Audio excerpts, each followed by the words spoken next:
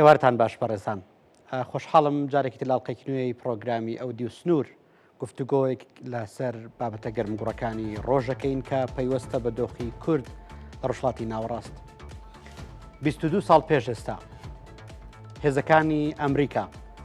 بۆ ڕزگارکردنی گەلی عێراق لە دەستی ڕژێمی پێشوو هاتنە ناو خاکی عێراقەوە. بەڵام هەر 22 مانگ جارێک باسی کشانەوەی هێزەکانیان، باسی کەمکردنەوەی هێزە سەربازەکانیان لە عێراقا دەبێتە بابەتی گەرمی ڕۆژەڤ و زۆرێک لە چاودێرانی سیاسی عێراق، خەڵکی عێراق، ناوەندە جیاوازەکانی عێراق دەخاتە بەردەم پرسیاری جیاوازەوە. ئایا کشانەوەی ئەمریکا و هێزەکانی ئەمریکا لە عێراق چ شتێک بە دوای خۆدا دەهێنێ؟ گرفتە گەورەکان، ئاڵنگاریە گەورەکانی بەردەم گەلی عێراق لە غیابی ئەمریکەکانە لە ڕۆژهەڵاتی ناوەڕاستە چۆن دەبن و کێ بە دوای چارەسەر و کێ دەبێتە پشتیوانی گەلی عێراق لە غیاب و لە نەبوونی هێزەکانی ئەمریکایە؟ لە ئێستایا جارێکی تر باسی کشانەوەی هێزەکانی ئەمریکا لە عێراق و تەنانەت گواستنەوەی بەشێکی زۆری هێزەکان بۆ ناوچە جیاوازەکانی ناوخاکی عێراق پرسی ڕۆژەڤە و بابەتێکی گەرم و گوڕی ناوەندە میدیایی و تەنانەت تینگتانکە گەورەکانی جیهانە. ئەمڕۆ لەگەڵ دوو میوانی بەڕێز لە ستۆدیۆی سلێمانی و هەروەها لە ئەمریکا گفتوگۆ لەسەر پێگە و کاریگەری هێزەکانی ئەمریکا و هاوپەیمانەکانی لە ماوەی 22 ساڵی ڕابردوو لە عێراقدا دەکەین و هەروەها چاوێک دەخینە سەر ئێستای دۆخی عێراق پاش شەڕی ئێران و ئیسرائیل و بە دیاریکراوی بەشداری کاریگەری ئەمریکا لە شەڕەکەدا و لە حاڵەتی بەردەوامبوونی ئەم دۆخەیە کە بە دیاریکراوی قسە لەسەر هێزەکانی حەشدی شەعبی لە ناو عێراقاکرێت و تا ڕادێکی زۆر ئەمە بەسراوەتەوە بە بوون و کاریگەری و پشتیوانی ئەمریکەکان بۆ داهاتووی عێراق. لەم نێوەندەشا قسەیەک لەسەر کوور دەکەین، پەیوەندی هەولێر و بەغدا لەگەڵ بوونی ئەمریکەکانە لە چ ئاستێکدا بووە و لە غیابی ئەمریکانە بەکوێ دەگات. میوانەکانم زۆر بەڕێز دکتۆرە بەسمە توێژە لە سنتەی لێکۆڵنەوەی ئایندەی لە سلێمانی لەگەڵمانە بێت، هەروەها بەڕێز دکتۆر حەمزە حەداد لە ئەمریکا توێژەر و شرۆڤەکانی دەوڵەتی. زۆر خۆشحاڵم لە خزمەتانە. بەڕێز حەمزە لە بەڕێستەوە دەست پێ بکەم، گفتوگۆ قسەکان باسوخواسەکان لەسەر کشانەوەی هێزەکانی ئەمریکا لە عێراق ئێستا بابەتێکی گەرمی ڕۆژە. سەرنجی بەڕێزت لەسەر 22 ساڵی ڕابردووی بوون و ئامادەگی ئەمریکەکان لە عێراق و ئێستای دەنگ و باسەکانی کشانەوە.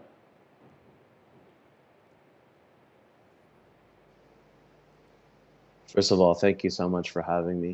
It's a pleasure to speak on this. خوشحالم کە لێرە بەمە قسە بکەم لە کەناڵێکی کردیەوە بۆ ئەوەی کە بتۆم لەو کەناڵ لەگەڵ هاوڕێ و کەسوکارم قسە بکەم. پێم وایە بێت کێشەی کشانەوەی هێزەکانی ئەمریکا لە عێراق بابەتێکی زۆر هەستیارە بە کەمە مێژۆکەی دەگەڕێتەوە بۆ 2003 دوای ئەوەی کە هێزەکانی ئەمریکا هاتنە ناو عێراق، چکە دوای 8 ساڵ ئەو هێزانە دەستیان بە پاشەکشە کرد و دواتر لە دوای 2004 دوای ئەوەی کە داعش هات هێزەکان ئەمریکا گەڕانەوە، بەڵام دوای بەزاندن و تێشکاندنی داعشە هێزەکان دووبارە دەستیان کرد بە پاشەکشەکردن. بۆیە لە ئێستادا پرسیارەکەوەیە کە هێزەکان ئەمریکا چی دەکەن لە عێراق. لەبەر ئەوە بۆ عێراق بابەتەکە زۆر گرنگە، ئەوەیە کە هەڵەکانی ڕابردوو دووبارە نەکاتەوە بۆ ئەوەی کە هێزەکان ئەمریکا پاشەکشە نەکە دواتر بگەڕێنەوە، چونکە هەموو وڵاتێکی خاوەن سەروەری پێی خۆش نییە کە هێزی بیانی لەسەر خاکەکەی بێت. بەڵێ بەڕێز حەمزە، ئەگەر باس لە ئێستای عێراق بکەین، ئایا عێراق بەڕاستی پێویستی بە هێزەکانی ئەمریکایە کە لەگەڵ یا بمێننەوە یان هێزی ئەوەندەی هەیە کە خۆی بپارێزێ لە هێرشەکانی دەرەوە و لە هێرشی تیرۆریزمی نێودەوڵەتی کە لە ماوەی 10 ساڵی ڕابردووە بە دیاریکراوی زۆرترین قوربانی بۆ داوە؟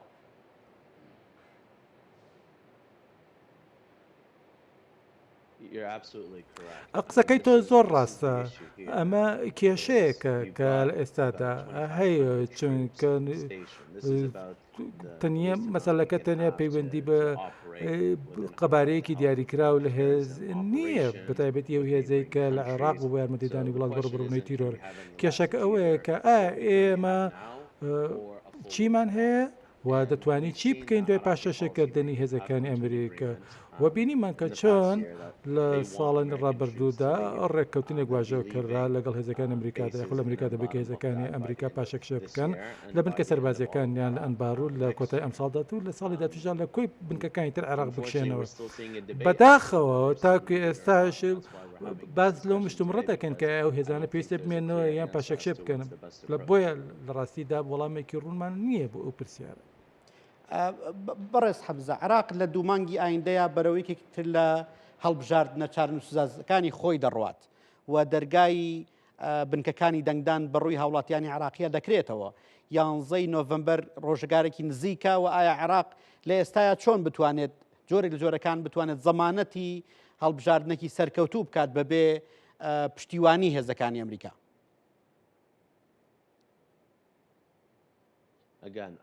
دووبارەی دەکەمەوانێ ئەوەش پرسیارێکی زۆر زۆر گرنگە چونکە هەمیشە ئێمە بینیمانە و هەمیشە دەبینێن کە کاتێک کە دەیتە سەر بابەتی پاش دەنگدان تۆ بۆشایی ئەمنی هەبووە بەتایبەتی لە ساڵی 2014دا کێشە هەبوو لە مووسڵ بوو کاتێک کە حکوومەت پێکێنرا بۆیە دەبینێت بۆشایەکی سیاسی هەیە لە چەند ناوچەیەکی عێراقە و کاریشەوە بۆ پێکێنانی حکوومەتە بۆیە لە ئێساشدا دەبینیت پێش هەڵبژاردنەکان هێزەکانی ئەمریکا لە ئەنبار و چەند بنکەیەکی تر پاشەکشێر دەکەن وە کەسانێک هەندێک چاودێ لە بڕواایەدان کە هێزانە پاشەکشە دەکەن و دەچن لە چەند لە بنکەیەکی سەربازی لە هەولێر دەگرسێن و دەمبێن وە هیواداری شین بارودۆخەکە زۆر ئاڵۆز نەبێت و تاوەکو دەکەینە هەڵبژارنی داهاتوو لە زۆر زۆر سپاس دەگەڕێم وڵات دکتۆرە بەسمات هەر ئەو هەمان دۆخی ئێستای عێراقەکە سەیریکەین ئێمە عراقێکمان هەیە لە بەردەم کۆمەڵێکی زۆر ئاڵنگاری گەورەیە چ بوونی ئەو هێزانی کە بەلای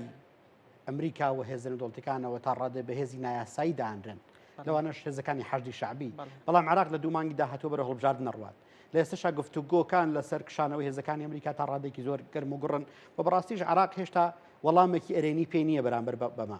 چۆن عێراقت ڕواتەنەوە ئەم هەڵبژاردنەوە بەم دۆخەنە ئاڵۆزەی خۆیەوە؟ بەڵێ خۆی بە تەکیدی یان کشانەوەی هێزەکانی ئەمریکا یەکێکە لە بابەتە گرنگەکان و بەڕاستی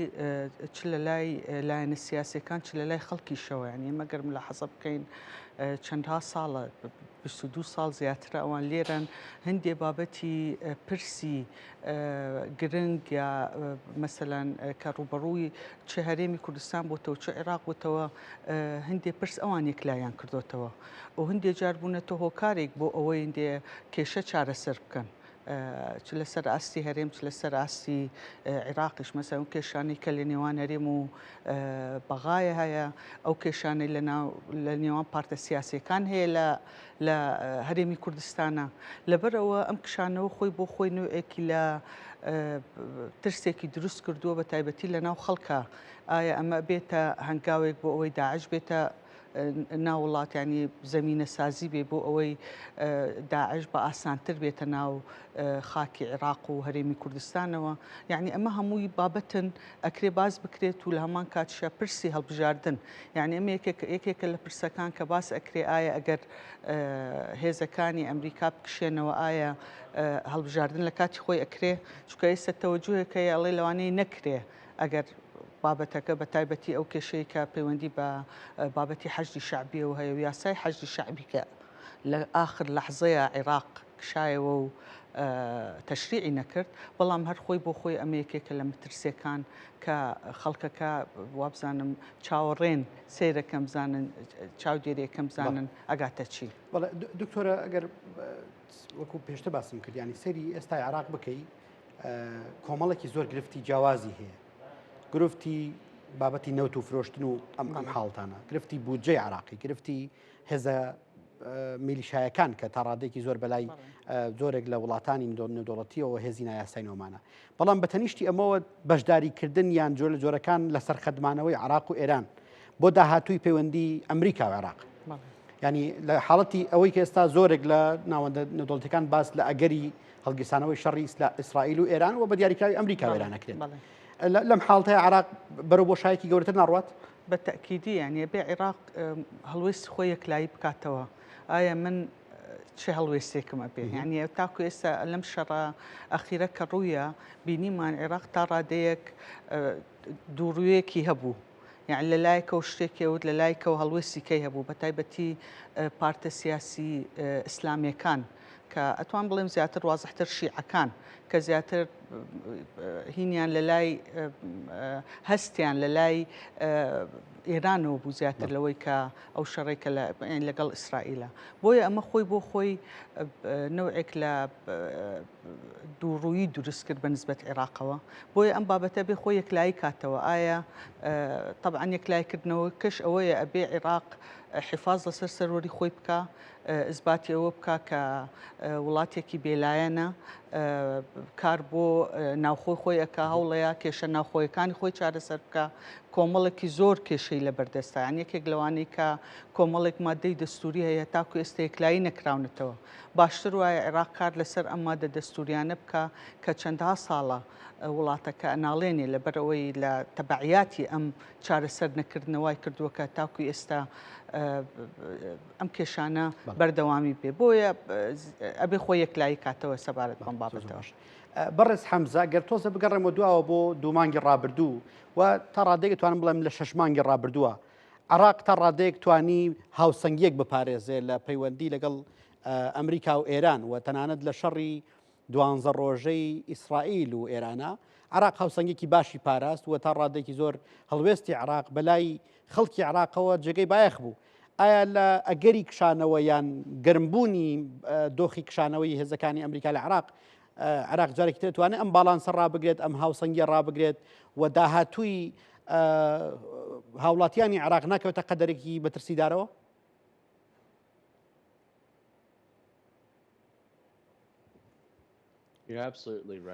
قسەکەت ڕاستە عێراق توانی کارێکی باش بکات و پەیوەندیەکانی بە هاوسەنگی ڕابگرێت بە تایبەتی لە نێوان ئێران و ئەمریکا و بتوانێت سەوەری خۆی بپارێزێت و پەلکێش نەکرێتەنە ئەو شەڕی نێوان ئێران و ئیسرائیل و بە هەر حاڵ هەروەکو تۆ وتێت لە حاڵەتی پاشەکشەکردنی هێزەکانی ئەمریکا لە عێراقدا فشارێکی زۆر لەسەر حکوومەتی فدرالی دروست دەبێت و بۆ چۆنەتی مامەڵەکرد لەگەڵ پەیوەندیە دەرەکیەکان لەگەڵەتانە دەرەکەیدا و ئایا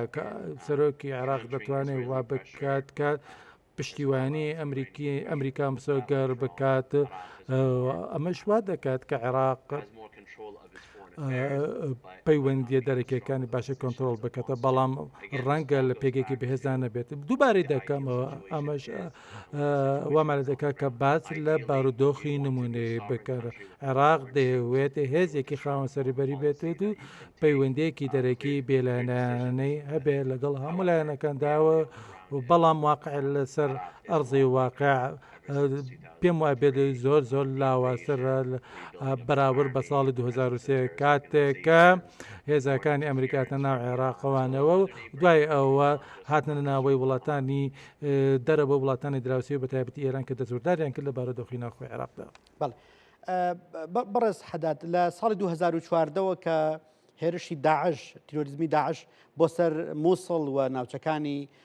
عێراق دەستی پێکرد ئەمریکەکان پشتیوانێکی زۆر باش بوون بۆ گەلی عێراقی و تا ڕادێکی زۆر توانیان عێراقیەکان لە تیرۆر و تیرۆریزمی نودوڵەتی بپارێزن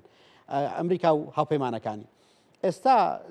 ئەم بۆشاییە لە حاڵەتی کشانەوەی هێزەکانی ئەمریکا کێ دەبێتە پاسەوانی عێراق لە تیرۆریزم ئایا سوپای عێراقی و حکوومەتی عێراقی توانای ئەمەی هەیە کە خۆی بپارێزێت یان دیسان هەمان سیناریۆکانی 2014 بە دواوە ئەگەری دووبارە بوونەوەیان هەیە؟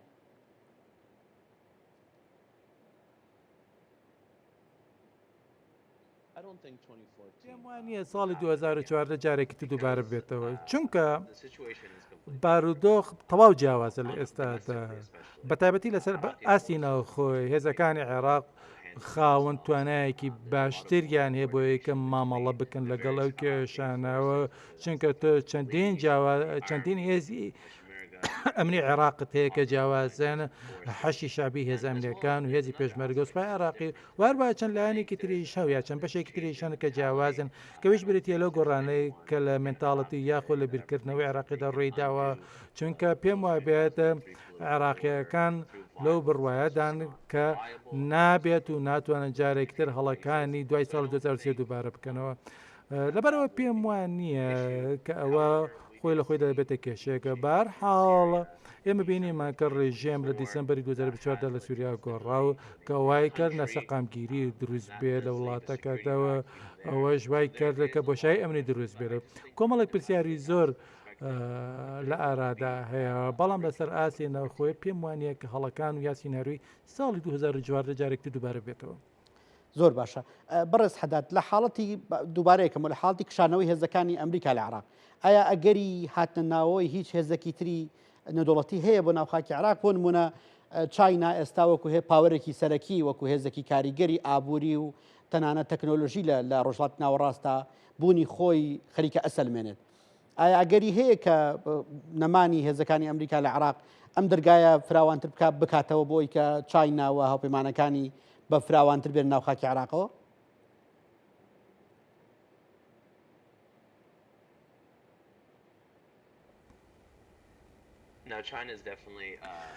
چین بە دڵنیاییەوە یاریکەرێک یاخود یاریزانێک کە ڕۆڵی گەورەتر و کاریگەری گەورەتر دەبینە لە عێراقدا بە تایبەتی لە بابەتی هەناردەکردنی نەوەتە بەڵام ئەمە بابەتێکە کە لایەنی ئەمنی و سیاسی لە خۆ دەگرێت لەگەڵ ئەمریکادا بە تایبەتی لە حاڵەتی پاشەکردنی هێزەکانی ئەمریکا و هێزەکانی هێزە نێودەوڵەتەکان لە عێراق حکوومەتی عێراقی کردێتەوە کە دەوێت پەیوەندی دووقۆڵی لەگەڵ ئەمریکا دەهابێت بۆیە تەنانەت لە حاڵەتی کۆتایی هاتنی ئەرکی هێزە نەدەوڵەتیەکان و پاشەشکردنە لە عێراق و کارکردنیەکەیە بۆ ئەوەی کە پەیوەندی دووقۆڵی بە هێز لەگەڵ وڵاتێکی توەکان ئەمریکا دەهابێت بۆ پاراستنی دۆخی ئەمنی و ئەمانە گوتارێکن بەڵام پێویستە چاوەڕێ بن کە چۆن چین کار دەکات لەسەر بابەتی ئەمنی بواتنەوەی بەڵام لە ڕووی ئابوووریەوە ڕۆژ لە دوای ڕۆژ دەبینین کە کاراکتەر و یاریزانە چینەکان چۆن لە بار و یاخود کەرتی ئابووری عراقیدا یاری دەکەن و جوڵە دەکەن. زۆر باشە بەڕێز حەداد دێمە لای بەڕێزت دکتۆرە بەسمە ئەگەر ئەمریکا بڕیاری کشانەوەی خۆی بردەسەر و تا ڕادێکی زۆر ئەوەی کە بینیومان ئەو چەند ژمارە هێزەی کە ئێستا ماوە کۆتاییان بارکەکان هێنا لە عراقا عراق لە بەردەم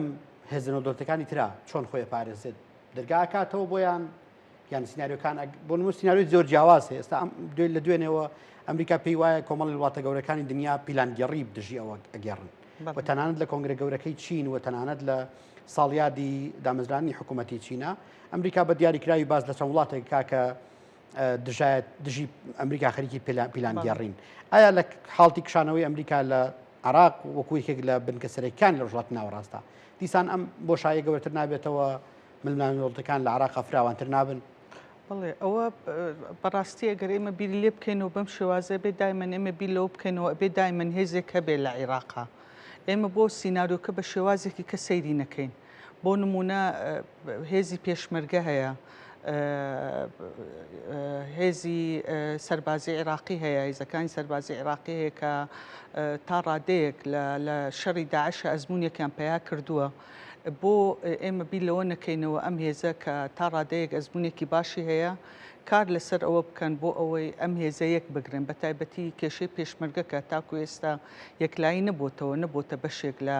هێزەکانی عێراقیە بە تایبەتی لەلایەنی ئابووری و موچە و ئەوانەوە ئێمە چۆن ئەوە بکەین کە ئەم دوو هێزە یەک بگرنەوە کار لەسەر ئەوە بکەن بۆ ئەوەی هێزێکی نیشتیمانی بەهێز هەبێ کە بتوانێت ڕوبەڕووی هەموو ئەگەرەکان بێتەوە نابێ ئێمە دائیمەن چاوەڕێی ئەوە بکەین کە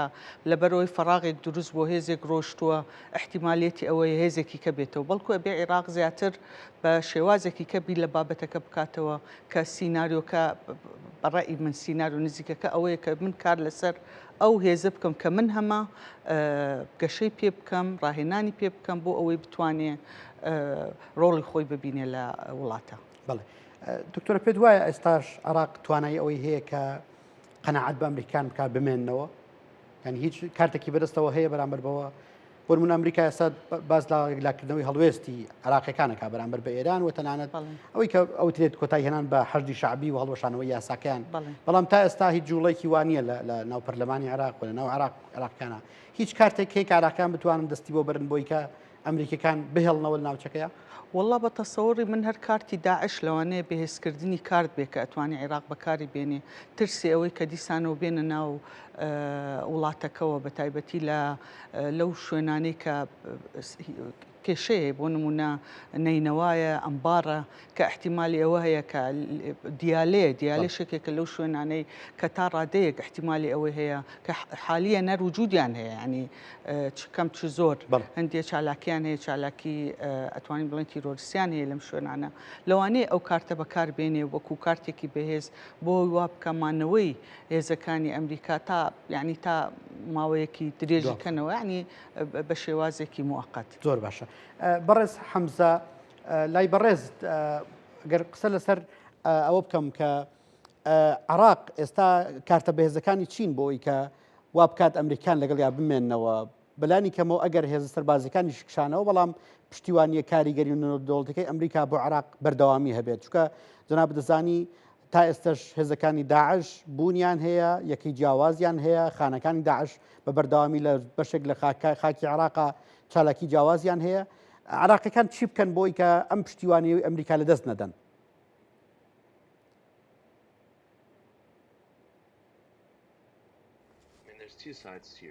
لێرەدا پرسیارەکەی تۆ دوو بەش دەخۆت دەکرێت پێشم شتێک دەبێت ڕازگۆ بین لەگەڵ خۆماندا باشترین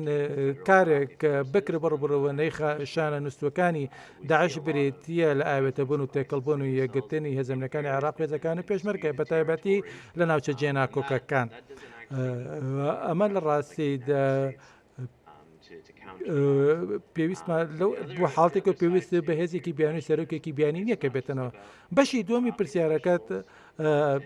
بەشێکە تەنیا پەیوەندی بە سەرۆکی عێراقۆنیە کە وڵاتە یەکگرتووەکانی ئەمریکا قایل بکات کە بمێنێتەوە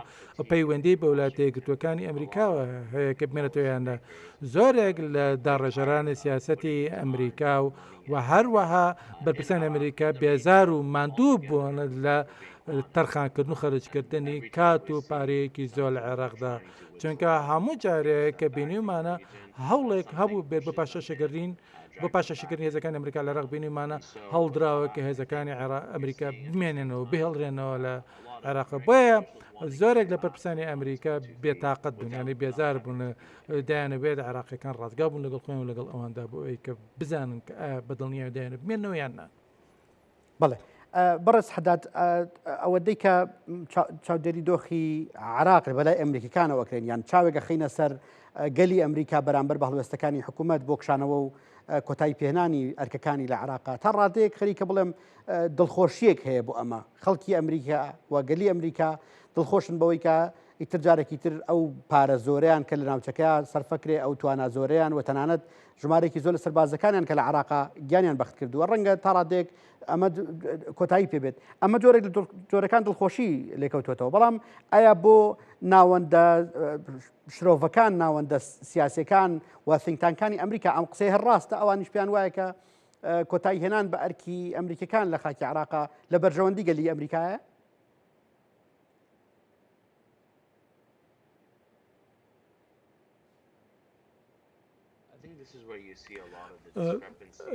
لێرەدا توێژێکی زۆر هەیە و مشتم ڕێکەیە لە نێوان شابی گەلی ئەمریکی و هەروەها دروستکەرانی سێدا ڕێژەرانی سیاست و بەرپرسانی ئەمریکا خەڵکی لە بیران چێتەوە کە وڵاتێکی توانێ ئەمریکا وڵاتێکی گەورەی و ژمار دانیشتوانی زیاد لە 350 ملیۆنە و بە دوو ئۆقیانوسی گەورە دەوردرا و دوو دراوسی هەیە لە باکوور و کەنەدا و لە باشیرۆ مەکسیک بۆی ڕۆژهەڵاتی ناوەڕاست بۆ ئەوان زۆر دوورە بە تایبەتی زۆرێک لە ئەمریکەکان سەفەریان نەکردو بە ڕۆژهەڵاتی ناوەڕاست بۆیە زۆرێک لە ئەمریکەکان پرسیار دەکەن کە دەڵێن ئەوان بۆچی لە ڕۆژهەڵاتی ناوەڕاستن بۆچی دەبێت دوای ئەو هەموو کاتە دوای ئەو هەموو ماوەیە لە عێراق بمێننەوە بە هەر حاڵ تۆ دەیتە سەر قسەی یاخود شیکەرەوان پسپۆڕان ئەکادمیەکان کە توێژێنەوە لێکڵنەوە دەکەن و چاودێری دەکەن و دەڵێن بابەتەکە تەنیا ڕەشی سپی نییە چونکە وڵاتە یەکگرتووەکانی ئەمریکا ڕۆڵێکی گەورەی هەیە کە بیگەڕێ لە ناوچەکە بە تایبەتی ئەوەی کە پەیوەندی بە هاوسەنگی نێوان هێزە گەورەکان و خزمەتکردنی ئەو بابەتە وەکو ڕاوێژکاری دەرەکی و ئەوەی کە لە ئارزی واقعان بۆیە لێرەدا بابەتەکە ئاڵۆزە بە هەروە هەشتێکتێکی کە پەیوەندی بە وڵاتە یەکگرتووەکانەوە هەیە پەیوەندی وڵاتە یەکگرتووەکانەوە هەیە کە چ شتێک زۆر باشە بۆ خۆیان بۆ گەلەکەی خۆیان چکە شتێک شەیە کە پەیوەندی هەیە بە دیموکراسی و بۆ گەلی ئەمریکی زۆر باشە ئەتوانین بڵین کە بەشداری و ئامادەیی ئەمریکا لە ڕۆژهەڵاتی ناوەڕاستە ئیتر بەرەو ئامادەیەکی زیاتر اقتصادی ئەچێت نەک ئەمنی؟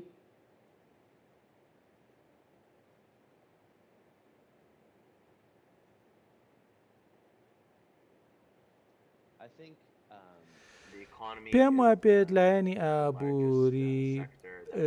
لایەنێک و بەشێکی زۆر گەورەیە کە پەیوەندی هەیە بە پەیوەندی دقۆڵیەکانەوە کە بەرەو پێچێنێ زۆر بەخۆ دەبینێت تاوەکو سەقامگیری لە عێراقدا زیاتر بێت و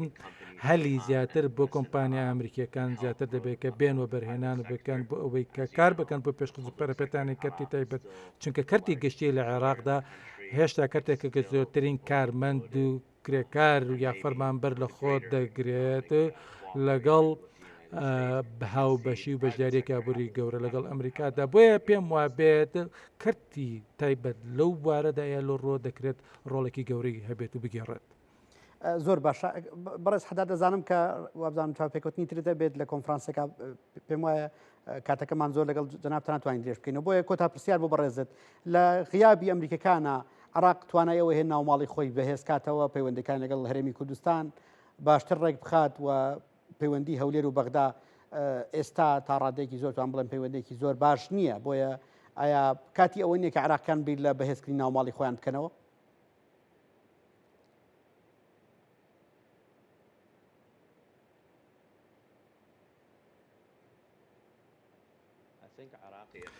پێم وابێت بەرپرسانی عێراقی زۆر باش دەزانن بژاردەکانیان چیە و دەزانن چۆن دەتوانن پێکەوە کار بکەن بە تایبەتی بەرپرسانی حکوومەتی فدرالی لە بەغدا و هەر بە پرسانی حکوومەتی هەرێم لە هەولێر پێویستە پێکەوە کار بکەن بە باشترین شێوە بە تایبەتی لە غیابی وڵاتێکی تۆکان و هێزەکانی ئەمریکا لە عێراق چکە لە کۆتایی ڕۆژدا ئەوان دەمێنەوە بۆی شوێنێک ناچن چونکە هەرێمی کوردستان هەرێمێکی فدرالیە و عێراقیش وڵاتێکی فدرالیە ئەوە هیچ گۆڕانی بەسەردا نایەت بۆیە پێویستە پێکەوە کار بکەن لە پێناوی بەرژەوەندی هەموو لایەنەکان و گەلێ عێراقدا هەندێک جاریش بەرپرسان لە هەولێر و لە بەغداد پێویستە لە بیریان بێت کە لە کاتە دژوارەکاندا کە ڕوبەڕووی سەدام بوونەتەوانێت پێکەوە کاریان کردو و پێویستە بە هەمان ڕحێت و گیانەوە کار بکەن بۆی کە بەرەو پێشەوە هەنگاو بنێن. زۆر سپاس بەڕێز شکرا جەزیلە لەگەڵمان بووی دەستەکانە خۆش بێ. دکتۆرە بەسمە دێم وەلای بەڕێزت هەولێر و بەغدا لە ماوەی ڕابردووە تا ڕادەیەک توانین بڵین بوونی هێزەکانی ئەمریکا بەشداری و ئامادەی ئەمریکیەکان لە عێراق و هەمیشەوەکو پشتیوانێک بۆ کوردستان هاتوتە باس و خواستەوە ینی هەرێمی کوردستان پێی وا بۆ ئەمریکان لێرن ئەی پارێزن بەرامبەر بە مافەکانی لەگەڵ عێراقیەکانە ئەگەر چی تا ڕادەیەک ڕەنگە ئەمە زۆر ڕەنگی نەدابێتەوە بەڵام لە حاڵەتی کشانەوەی هێزەکانی ئەمریکا و کۆتای هاتنی بەرپرسیاتەکانی هێز ئەمنیەکانی ئەمریکا لە عێراقا کورد چۆن جارێکی تر بتوان لەگەڵ بەغدایە پەیوەندێکی بەهێزتر دابڕێژێتەوە؟ بەڵێ بەنسبەت کورد و بەغداد ئەمە یەکێکە لە یعنی لەو کێشانەی کە ئەتوانین بڵێن لە 2023 تاکو ئێستا کۆمەڵێکی زۆر کێشە هەبووە نەیانتوانیوە چارەسەری بکەن بە شێوازێکی ڕیشەیی یعنی چارەسەرەکان بەداخەوە چارەسەری پینەیی بووە پینیان کردو ئێستا وەکو کێشەی موچە مەسەلەن ئەبینین کە هەر مانگێک خەڵکەکە وەری ئەگرن زەمانەتی ئەوە نیە بۆ مانگی داهاتوو کۆمەڵێک مەرجدا ئەندرێ کە بەداخەوە حکوومەتی هەرێمیش پابەند نابێت بە مەرجەکان لە هەمان کاتیشا عێراق کۆمەڵێک مەرجی تازەدا ئەنێ وەکو کارتێکی سیاسی بەکارێنێ ئەمانە هەمووی حکوومەتی هەرێم ئەبێ ئێستا تاکە لایەن کە ئەبێ کاری لەگەڵا بکە بەغایە دو ئەوە کە ئەمریکا ئەڕوا بە تەکیدی تر بیەوەیان نایەوێت ئەبێ ئەو پەیوەندیەی کە لەگەڵ بەغایە هەیە کاری لەسەر بکە ئەو کێشانەی کە هەیە ئەبێ بە جدی کاری لەسەر بکە ئەبێ پەرلەمانی عێراقی ڕۆڵی خۆی ببینێ لەبەرەوەی کۆمەڵێک پارتی سیاسی کە هەموو لایەکان ئەگرێتەوە لەوەیە کار بکەن بۆ ئەوەی ئەو مادە دستوریانەی کە تاکو ئێستا یەکلایی نەبووتەوە مەسەلەن مادەی 111 و 112 کە تایبەتە بە نەوت و غاز هەتاکو ئێستا ئەبینین کە کۆمەڵێک مەتااتێتی تایە تاکو ئێستا هەر لایەک چه هەرێمی کوردستان چه حکوومەتی عێراقیە چ کەس بە دیدی خۆی تەفسیری بۆ ئەکا لەبەرەوە زۆر گرنگە ئیتر هەرێمی کوردستان لە حاڵەتێکە ئەگەر هێزەکانی ئەمریکا کشانەوە ئیتر ئەبێ ئەو کێشانەی کە هەیە لەگەڵ بەغا بە جدیدانیشن لژنەیەکی هەمیشەیی دانن بۆ ئەوی ئەو کێشانەی تر وردە ئەکیت کاتی ئەوێ لەبەرەوەی وەکوتم کێشەکان زۆر قوڵن و ماوەیەکی زۆرە کاری لەسەر نەکراوە بۆی زۆر گرنگە ئەم لژنە هەمیشەیانە بە بەردەوامی طبعاً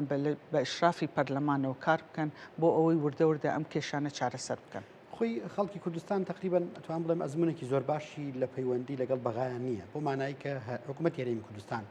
پەیوەندەکان لەگەڵ بەغا پەیوەندی استراتیژی نەبوون هەمیشە ئەو باس و خواسات و تاراوە لای خەڵکی کوردستان ڕخنیان لە حکوومەتی خۆیان گرتووە کە پەیوەندەکان پەیوەندێکی تاکتیکی بوون پەیوەندەیەکی کاتی بوون پەیوەندێکی مەودایی بوون ینی بۆ زمانێکی دیاریکرا و پەیوەندێکی بەهێز بوو دوایی ئاستەکەی دابەزەنراوە جارێکی تر بەڵام ئێستا بەرەوە ڕۆین کەیتر هەڵبژاردننی داهاتوی عراق تا ڕادێکی زۆر هەڵبژاردنێکی زۆر چارنووسازە بێت کورد ئامادەی ئەمەی هەیە کە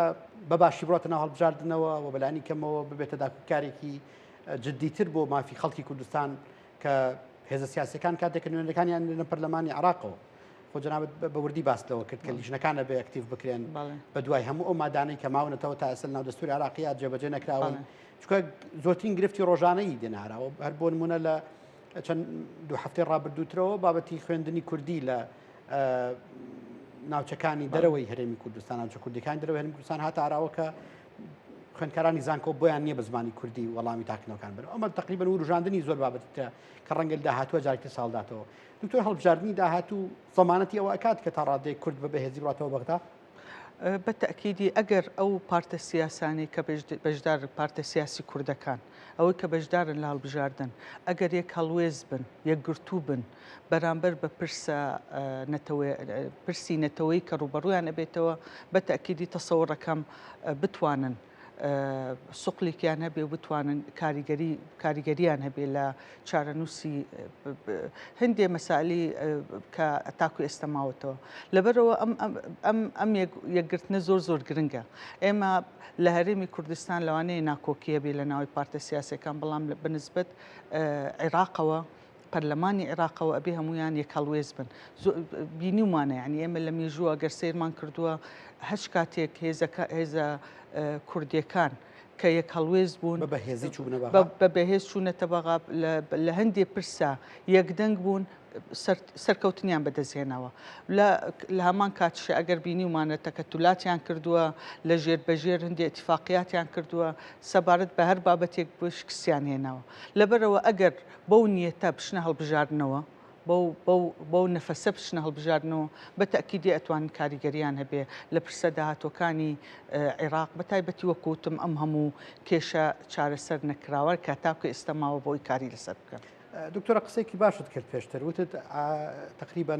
عراق ئیتر ماڵە گەورەکەیە بۆ کوردستان و بێتەنیا ڕوو لە بەغا بکاتەوە ئێمە لە ڕابردوو ئەزمونێکی ناخۆشمان هەیە لەگەڵ بەغایە وەکو پێشتر وتم ینی بابەتی ڕێفراندۆم بە ناسەرکەوتووی کەوتەوە بابەتەکانی دواتریش هەڕەشەکردن لە بەغدا ئەمەی پێ ناکرێت بەغداەوەی پێ ناکرێت تا ڕادێکی زۆر ئەو تا ئێمە نەتیجەکەی بینین بەلایانی کەمەوە سێ مانگی ڕابردوو فەرمانبەرانی هەرێمی کوردستان نانتوانیوە موچەکانی لە کاتی خۆیان وەرگرن چونکە عراقیەکان نەهاتون بەدەم ئەمەوە تا ڕادێکی زۆر ئەوان دێن حکوومەتی عراقی تۆمەتبارەکەن حکوومەتی هەرێمی کوردستان تۆمەتبارەکەن بەرامبەر بەوە ئەوەیان ڕەنگە بابەتێکی تا ڕادێک ناوخۆی بە زۆر نەتوانین شرۆڤی وردیوە بکەین بەڵام ئەگەر دیستان شەڕی ئیسرائیل و ئێران سەری هەڵدایەوە کە ئەگەرێکی زۆر بەهێزی هەیە و تا ڕادێک خەریکە زۆر لە ناوەندی وڵاتەکان باسی ئەمەکەن عراق توانای باڵانسی هەیە و بەتەنیشتی و هەرێمی کوردستان چونکە زۆرێک لە ناوەندەکان باسییانەوە کرد کە هەرێمی کوردستان باڵانسێکی باشی ڕاگررت بوو هاوسەنگێکی باشی ڕاگررت بوو لە حاڵەتی نەمانی ئەمریکا و دەستپێکردنەوەی شەڕ کورد دیسان ئەتوانێت وەکو بەغا هەنگاو بنێتەوە یان هەڵوێستەکە ئەگەری گۆڕانکاری بەسەر هەیە بەتەکیدی ئەگەر ئەو پەیوەندیە کە لە نێوان هەرێمی کوردستان و عێراق هەیە لەسەر ئەساسی هاوبەشیەکی فیدرالی بێ بەتەکیدی کێشەکان تەنانەت ئەگەر شەڕی ئیسرائیل و ئەمریکاش بێتە پێشەوە و ڕوو بدا جارێکیکە ئەو وەختە ئەو هێزەی کە لە ئەو هاوسەنگی کە لە هەرێمی کوردستان هەیە عێراق ئەتوانی ئیسفادەی لێ بکە لە هەمان کاتیشە هەرێمی کوردستان ئیسفادە لە بەغا بکە بە تەسەووری من ئەبێ لە پێشەوە کار لەسەر ئەم پەیوەندیە بکەن یعنی پەیوەندی لە نێوان حکوومەتی هەرێم و بەغایە ئەبێ بەهێزتر بێ و بەجددی یعنی چەند وەکوتم ئۆپشنی کەمان نەماوە یعنی هەردوو لا ئەبێ بەیەکەوە دانیشن بۆ ئەوەی ببنە هێزێکی یەکگرت و بەرامبەر هەر ئەگەرێکە لە داهاتوە ڕوبەڕووی عێراقیا ڕوبەڕووی ناوچەکە بێتەوە ئەمڕۆ ئەنجومەنی وەزیرانی هەرێمی کوردستان دەستخۆشی لە وەفدیدان کارەکە و دیسان ڕایان ئەسپێرێ کە لە کۆبوونەوەکانی سبەینەوە کە دیسان دەست پێکردنەوە بە باشتر بڕۆنە پێشەوە و تا ڕادێکی زۆر ئەمەکە بەڵام زیاترمە بەستەکەم هەڵوێستێکی هەرێمی کوردستانە بۆ دەرەوەی خۆی ئێمە لە شەڕی دوانزە ڕۆژەی ئیسرائیل و ئێرانە تا ڕادێکی زۆر هەرێمی کوردستان توانی هاوسەنگەکە ڕابگرێت بەڵام ئەم هاوسەنگیە ڕەنگە بەشێکی پەیوەست بوو بێ بە بوونی هێزەکانی ئەمریکا لە عێراق لە حاڵەتی کشانەوەی ئەوانەوە دەستپێکردنەوەی شەڕ عێراق سووریایەکی ترە بێت لە ناوچەکەیە یان عێراق هێشتا توانای ئەوەی هەیە کە بۆ خۆی بە بەهێزی بێڵێتەوە تا کورد دیسان چاوی لێ بکاتەوە دیسان ڕووی تێ بکاتەوە تەمەنای ئەوە ئەەکەین چکە وەکوتم بەغا ئەگەر ئەم هاوسەنگیە نەپارێزێ بە تەکەدی ئەبێتە سوورەیەکی دووەم ئێمە هیوادارین ئەوە نەبێ هیوادارین بتوانێ بەردەوام بێ لەو کارکردن لەسەر ئەو هاوسەنگەیە بینی مانێن تا ڕادەیە کەم تا زۆر هەرچەند لە هەندێک لایەن نەیتوانی بە تایبەتی پارتە سیاسیەکانی بڵێن ئیسلامیەکان نەیانتوانی بێلایەنی خۆیان بپارێزن بەڵام اختیارێکی کەینی ئۆپشنێکی کەینێ ئەبێ کار لەسەرەوە بکە زۆر باشە دکتۆرە دەروبارەی عێراق بۆ دەرەوەی خۆی ئێستا پەیوەندەکانی لەگەڵ سووریا ماوەیەکە خەریکە تازەیە کاتەوە هەوڵی ئەوەدات کە بەتایبەت پەیوەندی هەواڵگیری ئێستا لە ئاستێکی زۆر بەرزایە هەرێمی کوردستان لە پەیوەندەکانی لەگەڵ بەغایە ئەتوانێت لە دەرەوەی بەغاش خەریکی جوڵەی خۆی بێت بۆ نمونە لەگەڵ تورکیا لەگەڵ سووریا لەگەڵ وڵاتەکانی تر یان هەر ڕێگەکە ئەوەیە کە بە ڕێگەی بەغایە بڕواتە دەرەوە ئەمە یەکێکە لە ئەو کێشەی زۆر بە وردی باسەکرانی بەڵێ یەکێکە لە کێشەکان یعنی ئێمە گەربین کێشە سەرەکێکە کە دروست بوو ئەسڵەن لەوەی کە ئەو گرێبەستەنەوتیەی کە هەرێمی کوردستان لەگەڵ تورکیا بەسی 2014 یعنی ئەمە یەکێک نوعێک لە سربەخۆیی هەرێمی کوردستان کارێکی تا ڕادەیەک تەبعانەوە کووتم لەبەر خوێندنەوەی دوولایەنە بۆ ئەوەندە مادە دستورەکان وای کرد کە هەرێمی کوردستان بە شێوازێک بخوێنێتەوە عێراقش بە شێوازێک کە بخوێنێتەوە لەبەر نەبوونی یاسای غاز و نەوت بەڵام لە هەمان کاتیش ئەگەر سەیری مەسلەی ئەوە بکەین مەسەلەن هەرێمی کوردستان لە 2007 کە مەسلەی ڕفراندۆم ڕوویە ئەمە زیاتر ئەو کێشەی قوڵ کردەوە وا بزانم ئەمە مەسلەی ڕفراندۆمیش مەترسیەکانی بەغا زیاتر کرد کە هەمیشە ترسیەوەی هەیە کە ئەم هەرێمە ڕۆژێک لە ڕۆژان لەوانەیە ببێتە وڵاتێکی سربەخۆ یان کۆمەڵێک پەیوەندی ڕاستەخۆ لەگەڵ وڵاتانی دەور و بەروبەستێ کە کەم تا زۆر هەرێمی کوردستان ئەوەی هەیە یعنی ئێمە بینیومانە زۆربەی وەفدە دیبلۆماسیەکان دوایەوە کە ئەچنە بەغا سەردانی هەرێمی کوردستانەکەنیان بەعکسی شەوەندێ جار لە هەرێمی کوردستانەوە ئەچن بۆ بەغا کە ئەمە خۆی بۆ خۆی ئەتوانین بڵێن پیشانی ئەوە هەیە کە هەرێمی کوردستان توانای ئەوەی هەیە پەیوەندیەکان لەگەڵ هەندێک وڵات بەتایبەتی ئەو وڵاتانەی کە زیاتر تێگەیشتنیان هەیە بۆ پرسی کورد بۆ ئەو پرسانێک کە پەیوەندی بە قەزیەی کوردیەوە هەیە بە تاکیدی ئەو تەسیرەی هەیە زۆر باشە دکتۆرە گەرسێری کوردکەی لە هەر چوار پارچەی کوردستان لە باشوور بە دیاریکراوی کە خۆمان لێرین فۆرمی بەشداری کورد لەگەڵ بەغدای لەگەڵ پایتەختە هەمیشە فۆرمێکی جیاواز بووە ینی بۆ نمونە کوردەکان لە ئێرانە دیبلۆماسی کلتوری بەکارێنن کوردەکان لە تورکیا دیبلۆماسیەکی فەرهەنگیان هەیە تا ڕادێکی زۆر بەشداریەکەن لە زۆر کایی فەرهەنگیان بەڵام کورد لە بەغا تەنیا بەشدارێکی سیاسی هەیە کاتی ئەوە نییە گۆڕانکاریەک بەسەر ئەم جۆرە بەشداریە لەگەڵ بەغایە بهێنین ئێمە ڕێگەی ترمان هەیە کەناڵی ترمان هەیە ئەتوانین دیبلۆماسی جیاواز تاقیکەینەوە لەگەڵ بەغایەکانە لەگەڵ عراقیەکانە لە پایتەختە ینی عراق هەرێمی کوردستان کاتێوە بی لە ئەلتەرناتیڤی تر بکاتەوە بەڵێ بە تەکیدیان یەکێک لەو بابەتانە بۆ نمونە لە دەستوری عێراقی زمانی کوردی زمانی ڕسمیە لەگەڵ فەرمیە لەگەڵ زمانی عەرەبیە ئەمە خۆی بۆ خۆی بابەتێکی یان ئەساسێکی زۆر بەهێزە کە هەرێمی کوردستان ئەتوانی کاری لەسەر بکانی ئێمە تاکو ئێستا مەزانی زمان ئەو میکانیزمەیە کە خەڵکەکە بە یەکەوە قسە ئەکەن ینی تەواسوڵەکەن پەیوەندی ئەەکەن لەبەرەوەی زۆر گرنگە مەسەلەن گرنگیدان بۆ نمونە بە زمان گرنگیدان بە پەیوەندی عێراقیەکان لەگەڵ کوردەکان یعنی ئێمە تاکو ئێستا بەداخەوە بۆ نمونە پەیوەندی لە نێوان زانکۆکانە زۆر بەهێز نییە پەیوەندی کۆمەڵایەتی زۆر بەهێز نییە تاکو ئێستا نەمانتوانیوە کورد هەست ناکە عێراقیە يعني تا ئێستا ئەو هەستەی لەلا دروست نەبووە هەستی ئینتیمائی لەلا دروست نەبووە لەبەرەوە زۆر عێراقیش بە تەکیدی زۆر کەم تەرخەمە یعنی ئێمە بینیمان لە ڕۆژانی پێشوو چۆن هەڵسوکەوتیان کرد لەگەڵ گرنگی زمانی کوردیە لەبەرەوە زۆر گرنگە لە هەردوو لاکار لەسەر ئەم بابەتە بکەن وا بزانم یەکەم هەنگاویش لە ڕێگەی مەسلەی زمانەوە یعنی چ لە هەرێمی کوردستان کە زمانی عەرەبی زۆر پشتگوێ خراوە بە هەمان کاتیشە لە عێراقیشە زمانی کوردی پشتگوێ خراوە ئەنجا تێگەیشتنی خەڵکی بەغا و پارێزگاکانی عێراق بۆ کورد وەکو نەتەوەیە کە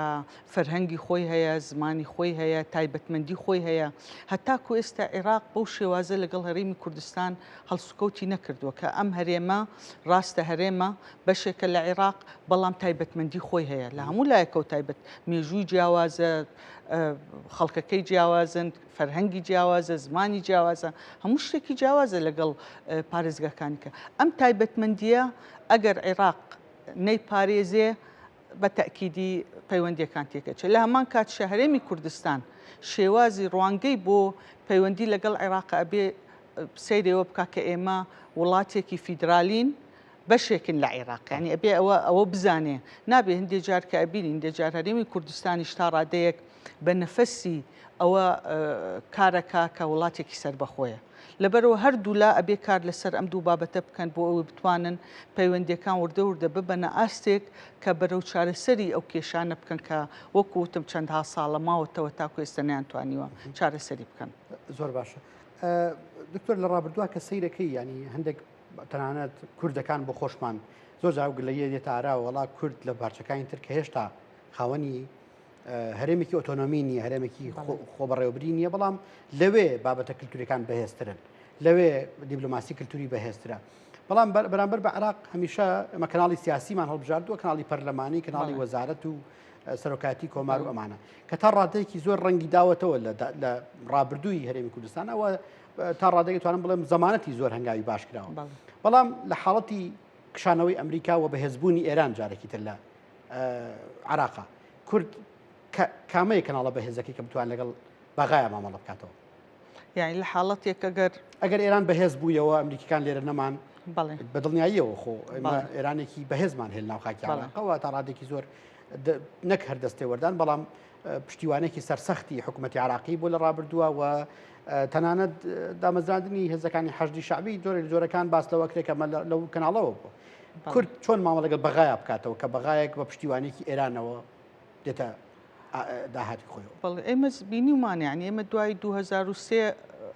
ئەم وەزعی کە جەنابەت باسیەکە هەر ئەوا بووە مەسەلەن ئێران تا ڕادەیەک بەهێز بووە دوای 2003 تقریبن خۆی کۆنتترۆلی ئەتوانین بڵێن زۆربەی جەمکەکان لە دەستی ئێرانە بووە بە تایبەتی لە عێراقا لەگەڵ ئەوەشە لەبەرەوەی هەرێمی کوردستان توانێتی ئەو هاوسەنگیە لە پەیوەندیەکانی لەگەڵ ئێرانە یان بە تایبەتی ئەگەر ئێمە بین بۆ یەکێتی کە پەیوەندیەکی تاریخی زۆر دوورودرێژی هەیە لەگەڵ ئێرانە وابزانم ئەو کاتە ئەتوانێ ینی بە هەمان شێواز ئەو پەیوەندیەی کە هەی بۆ لەگەڵ بەغایە بەردەوام بێ بەڵام وەکوتم ئەبێ ئەو کێشانەیە کەم شت چارەسەر بکە زۆر سپاس بەڕێز دکتۆرە گفتگۆمانە سەر دۆخی ئێستای عێراق کرد بینرانی بەڕێز جارێکی تر زۆر سپاس بۆ بەڕێزتان کە تا ئێستا لەگەڵمان بوون بە هیوایەوەی کە لە بەرنامەکانی داهاتووە بتوانین بە فۆرمێکی تر گفتوگۆ لەسەر پێگەی کورد دۆخی کورد پرسیارە گرنگەکانی پەیوەست بە کورد بکەینەوە لە ڕۆژهەڵاتی ناوەڕاستە سپاس کە تا ئێستا لەگەڵمان بوون ئێوارتان باش